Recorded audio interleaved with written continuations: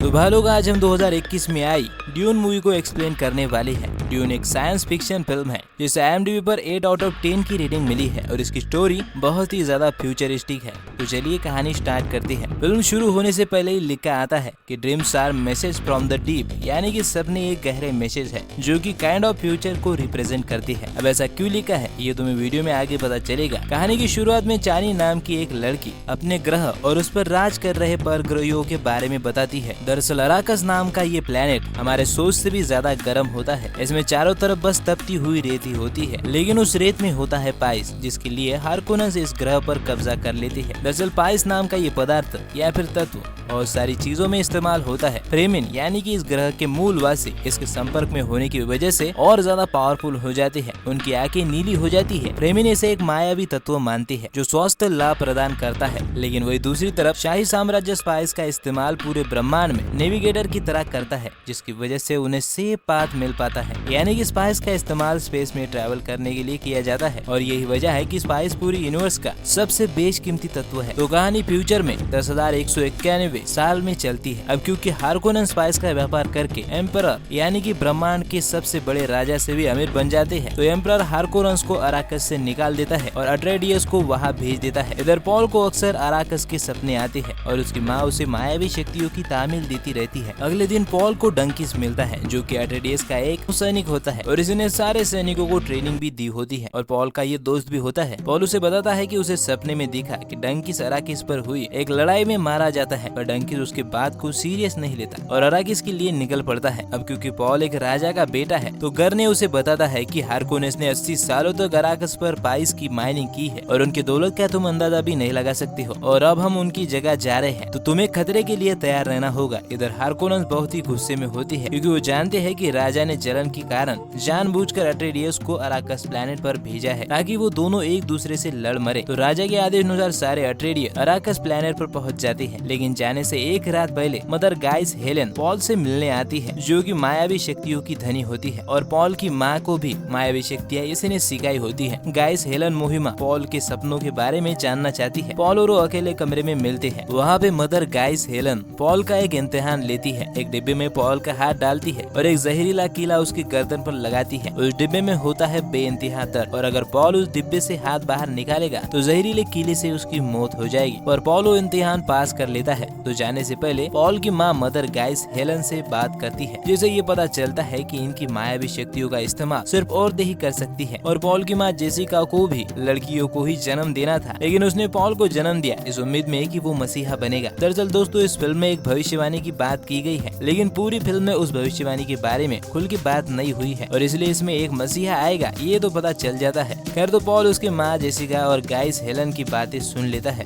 और जेसिका को मजबूरन उसे बताना पड़ता है कि वो कई हजारों सालों से अलग अलग वंशों का संगम करवाती है ताकि वो मसीहा पैदा हो सके जो भविष्य को सच कर सके, जो समय को बांध सके। तो वो सब अब अराकस प्लैनेट पर पहुंच जाते हैं जहाँ पर कड़ी धूप है और हर तरफ रेत होती है। पॉल और उसकी माँ जेसिका को यहाँ पर सब लोग उसी भविष्यवाणी से जोड़ते हैं, लेकिन दूसरी तरफ पॉल के पिता यानी अट्रेडियस के राजा इस बात से परेशान होते हैं कि उन्होंने जितना सोचा था ये जगह उससे भी ज्यादा बदतर होती है। इधर आते ही पॉल पर जानलेवा हमला होता है और राजा ड्यूक पहरेदारी बढ़ा देते हैं, लेकिन अपनी योजना को अमल बनाने के लिए मदर गाइस हेलन हारकोनस को अराकस पर हमला करने को कहती है, लेकिन जेसिका और पॉल को जिंदा छोड़ने का आदेश भी देती है। अब अगले ही सीन में डंकन वापस आता है जिसे राजा ने फ्रीमन के साथ दोस्ती बढ़ाने के लिए भेजा था। डंकन बताता है कि वो 4 हफ्ते रेगिस्तान में फ्रीमन के साथ रहा है। फ्रीमन जो अराकस ग्रह के मूल वासी है, जो जमीन के अंदर गुफाओं में रहते हैं, और जिस कबीले में वो था उसका सरदार राजा से मिलने आया है। सरदार और राजा के बीच शांति की सुलह होती है। अब अगले ही दिन शाही जज और इकोलॉजिस्ट डॉक्टर लिएट काइन आती है। इनका काम अराकस पर स्पाइस की माइनिंग में आने वाली समस्याओं का निरीक्षण करके उसे एम्परर के सामने रखना होता है। तो शाही जज के साथ पॉल और उसके पिता स्पाइस के माइनिंग में आई प्रॉब्लम को देखने जाते हैं, जहाँ पे उनका सामना एक विशाल रेत के कीड़े से होता है। अराकस पर इन रेत के कीड़ों का ही साम्राज्य होता है। ये रेत के अंदर रहते हैं और सिर्फ शिकार के वक्त ही बाहर आते हैं। इनका मुकाबला कोई भी नहीं कर सकता क्योंकि ये बहुत ही ज्यादा बड़े होते हैं। तो राजा लोगों को बचाने के लिए अपने जेट को नीचे लाते हैं, लेकिन रेत पर पैर रखते ही पॉल को कुछ अजीब सा महसूस होता है और वो वहीं पर रह जाता है। उधर रेत का वो विशाल कीड़ा धीरे धीरे उसके पास आ रहा होता है, लेकिन तभी गर्नी उसे बचा लेता है। वापस आकर उसके पिता उस पर बहुत ज्यादा गुस्सा होती है और कहते हैं कि तुम ऐसे खतरे नहीं उठा सकते, तुम्हारे ऊपर बहुत सारी जिम्मेदारियां हैं।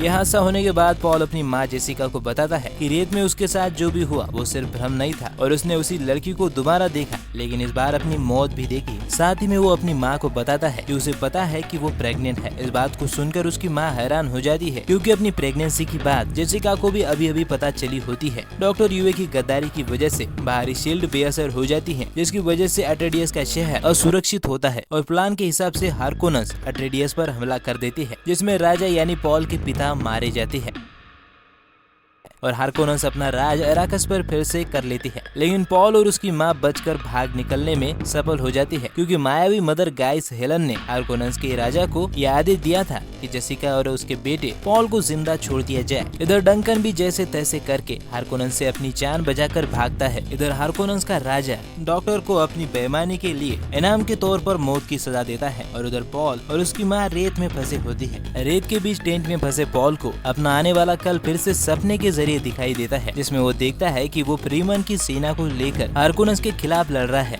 और चारों तरफ बस कत्लेआम हो रहा है। कई सारी लाशों को एक साथ जलाया जा रहा है। वो देखता है कि उसकी सेना पूरे ब्रह्मांड में कत्लेआम मचा रही है और ये सब उसके कहने पर हो रहा है। वो इतनी तबाही देखकर डर जाता है और उसका दोष अपनी माँ पर लगाता है, क्योंकि जेसिका की मायावी शक्तियों के साथ उसका जन्म हुआ है, जबकि जेसिका को सिर्फ लड़कियों को ही जन्म देना था। तो थोड़ी ही देर में डंकन और शाही जज पॉल और जेसिका को उस रेस से निकाल कर ले जाते हैं एक पुराने पर्यावरण जांच केंद्र में, जिसे कई साल पहले अराकस के सुधार और रेत के नीचे दबे पानी को निकालने के लिए बनाया गया था। यहाँ पर आकर पॉल बताता है कि तबाही को रोकने के लिए वो सम्राट की एक बेटी से शादी करेगा, क्योंकि सम्राट का कोई बेटा नहीं है और उसकी सारी बेटियां कुंवारी हैं। लेकिन शाही जज उसे बताती है कि सम्राट ने उसे यहाँ लाके इसीलिए मारा क्योंकि वो अट्रेडियस से डरता है। सम्राट अट्रेडियस की तरक्की से जलता था और जाहिर सी बात है कि अब वो पॉल को भी मार देगा। उनकी बातचीत चल ही रही होती है कि वहाँ पे दुश्मन हमला कर देता है, जिसमें डंकन पॉल को बचाने के लिए अपनी जान दे देता है। दोस्तों, तुम्हें याद होगा कि जब फिल्म की शुरुआत में डंकन और पॉल मिले थे, तब पॉल डंकन को बताता है कि उसके सपने में अराकस पर डंकन की एक लड़ाई में मौत हो गई थी और देखा वैसा ही हुआ। तो पॉल, उसकी माँ जेसिका तीनों गुप्त द्वार से बाहर निकलती है, लेकिन अलग अलग रास्ते से। पॉल और उसकी माँ जेसिका दोनों जेट की तरफ दौड़ते हैं, जबकि जज अलग रास्ते से जाकर शाही वंशों को ये बताने के लिए जाती है कि सम्राट ने सबके साथ धोखा किया है, लेकिन जज दुश्मनों के हाथ लग जाती है और मारी जाती है। इधर पॉल और जेसिका बचने के लिए रेतीले तूफान का सहारे लेती है। इधर दूसरी तरफ रब्बान अपने चाचा और हार्कोनस के सरदार को बताता है कि वो दोनों तूफान में मारे गए हैं और अब रब्बान के चाचा उसे स्पाइस के खेतों को बेचने के लिए कहता है, लेकिन धीरे धीरे, ताकि उसके रेट कम ना हो और वो भरपूर मुनाफा कमा सके, और बीच में आने वाले हर फ्रीमन को मारने को भी कहता है। लेकिन पॉल और जेसिका बड़े मुश्किल से बच जाती है। जहाँ पे उनका जेट लैंड होता है वो इलाका रेत के कीड़ों का होता है और उन दोनों को इसी खतरे में से होकर फ्रीमन को ढूंढना है। तो वो निकल पड़ती है। कीड़ों से बचने के लिए वो रात में सफर करती है, मगर एक कीड़ा उन्हें ढूंढ लेता है। किसी तरह से बचकर वो फ्रीमन के उसी सीज पर पहुंच जाती है जहां डंकन रहता था और उस सीज का सरदार पॉल के फादर को मिलने आया था। जेसिका सरदार से लड़ाई जीतकर उन दोनों को उनके साथ कबीले में शामिल होने के लिए मनवा लेती है, लेकिन जेमिस नाम के बंदे को ये मंजूर नहीं होता है। वो पॉल को लड़ाई के लिए चुनौती देता है। जेमिस वही बंदा होता है जिसे पॉल अक्सर अपने सपनों में देखता था और ये लड़ाई भी उसने देखी हुई होती है, इसलिए पॉल जेमिस को हरा देता है। हालांकि वो उसे मारना तो नहीं चाहता है, लेकिन फ्रीमन के अपने अलग रूल होते हैं जिसके हिसाब से लड़ाई के अंत में हार नहीं मानी जा सकती। लड़ाई का अंत सिर्फ किसी एक के मौत से ही होता है और इसी वजह से पॉल को जेमिस को मारना पड़ता है और अब वो फ्रीमन का एक हिस्सा बन जाता है। कहानी अधूरी है क्योंकि ये बस एक शुरुआत है जिसमें पॉल की किस्मत उसे वहाँ पर ले आई है जहाँ से वो भविष्यवाणी वाला मसीहा बन सके। ड्यून का पार्ट 2 बहुत ही जल्द आने वाला है और शायद उसमें हमें पॉल को एक मसीहा की तरह दिखाया जाएगा जो फ्रीमन का नेतृत्व करके सम्राट के खिलाफ जंग छेड़ देगा। वैसे तुम्हें ड्यून मूवी कैसी लगी मुझे कमेंट में जरूर बताना। साथ ही में हमने ऐसे ही मूवीज एक्सप्लेन वाली वीडियोस की एक अलग सी प्लेलिस्ट बना के रखी है, तो मुझे चैनल पर जाकर चेक कर सकती हो। और हाँ, वीडियो अगर अच्छा लगा हो तो लाइक और शेयर जरूर करना। ऐसे ही वीडियोस के लिए चैनल को सब्सक्राइब भी जरूर करना। तो फिर मैं चलता हूँ, हम मिलेंगे अगली वीडियो में। तब तक आप फिल्में देखो।